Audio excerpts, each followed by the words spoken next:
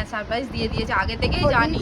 দেখে শুনে বিয়ে হলে হয় সারপ্রাইজ, প্রেম করে বিয়ে হলে আর সারপ্রাইজ বলে কিছু থাকে না, সবই জেনে যাওয়া। আমাকে যখন সব কিছু জিজ্ঞাসা করে না, আমি বলি যে তুমি একটুখানি আমাকে সারপ্রাইজ দিতে পারো না, না জিজ্ঞাসা করে। বলবে আবার যে তুমি না জিজ্ঞাসা করে আমি কিছু জানি না কিনতে পারবো। আমি বলছি, এত বছর ধরে প্রেম করছো যে কিছু জানো না? কত বছরের প্রেম? 8 বছর।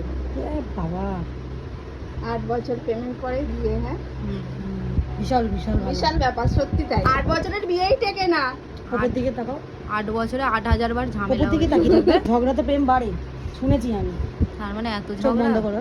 আমার বন্ধুগুলোও বিরক্ত হয়ে যায় আমি যদি মানে এরকম ঝগড়া হতো, বলতাম আর কথা বলবো না, তুই চুপ কর, তুই আর বলিস না, তোর ফালতু কথা অন্যজনকে শোনাবি, আমরা বুঝে গেছি।